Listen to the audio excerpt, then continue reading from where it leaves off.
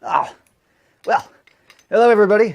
Good afternoon. It's Mike, the Bowtie Writer here. Happy Tuesday. With NaNoWriMo behind us, I wanted to shift gears a little bit. I know that we've spent a lot of time talking about the fields of writing, and that is an important part that I wanted to acknowledge, but I wanted to make sure that I'm also spending enough time covering the craft of writing. Therefore, today is the first in my series about the nuts and bolts of the craft. So today, let's talk about the elements of fiction and the fundamental axiom of prewriting.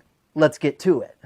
Now, the fundamental axiom of prewriting is hands down the biggest thing that has helped me when it comes to planning my new novels. That is an extremely useful realization, and I wanted to share it with you. But to truly understand it, we first need to back up a little bit and talk about the elements of fiction. These are things that just simply make up a book and make up a story. I want to confess that there's not a single specific list of these. In fact, it seems like every craft book has their own.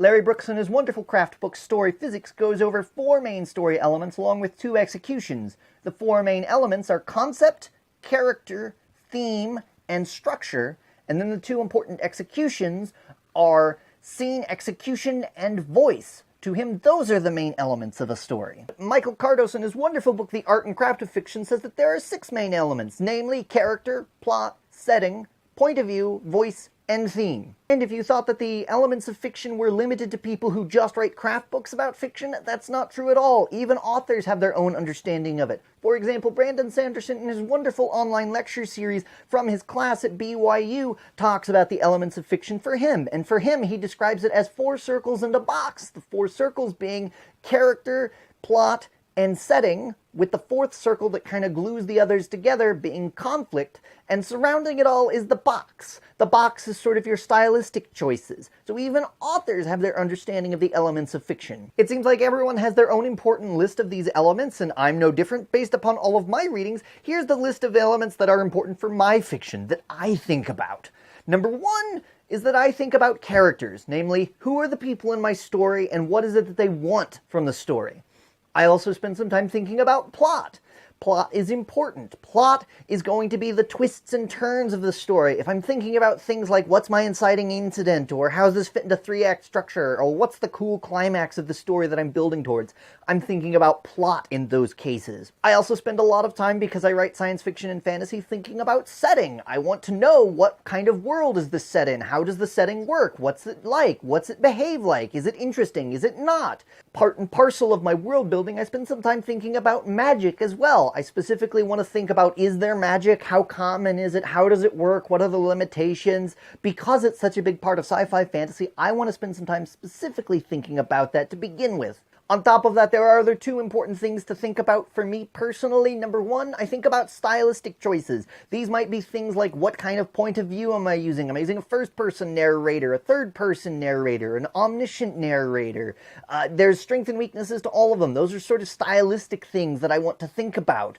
On top of that, there is also theme. Theme is something that people really tend to beat around the bush or overanalyze, but fundamentally, theme is just what's a big idea behind the story? What's a big idea that you want to talk about or develop? So every genre and every author has their own list of things that are important to them. The important thing that I want you to take away from this is not that there is some master list out there of a single set of items that matter for every single author, but rather instead that there are a multitude of important things that matter for a particular author. A book is not made up of simply one component. And I want to be perfectly clear too. There are literally hundreds of craft books about every single one of these bullet points. You can go way deep and study each one of them. Once we accept the idea that there are multiple elements to a story, I can present to you the fundamental axiom of prewriting. And the fundamental axiom of prewriting is this: when you have a story idea, you don't have the idea for the entire story. You instead simply have the idea for one of those elements. For example, what if my hero robbed from the rich and gave to the poor? So there's a shark. Dun dun dun dun dun dun dun dun dun dun dun. What if there's a magical world inside the closet? Hey look, a lamppost! What if people snorted gunpowder for magic? The theme of this novel will be revenge. For style, you feel like writing a novel in second person. A lot of people, when they get an idea for a new book, they get really excited and they just want to dive in and go to work. The problem with this is that the fundamental axiom of prewriting tells us that they don't have a whole story idea. They don't have everything. They only have one of the elements out of many. Therefore, the better thing to do is actually spend a little bit of time going through and prewriting the other elements on the list that are important to you. Spending a little bit of time going through these other items on your list and properly prewriting them will pay bigger dividends in the long run because it sets your book on a much better foundation. If you have an interesting character, but you don't know anything about the world that they inhabit, that could be a problem. If you start writing a fantasy series and you don't have the slightest idea what kind of magic is involved, you could really easily write yourself into a corner. I'm looking at you, time turners.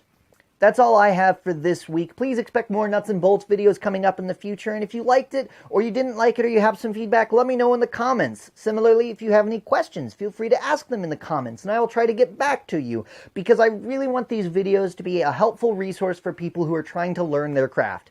In addition to that, I will provide links to the craft books that I referenced, as well as the Sanderson lectures, so that if you want to go take a look at these resources yourself, feel free to go to it. They are wonderful resources. I recommend checking them out if you want to learn a little bit more about these story elements. They are very useful resources. Also, if you like what you saw, please feel free to like, share, or subscribe. That is the easiest way for my stuff to get in front of new people. It's a wonderful way to support me. I appreciate it, and thank you.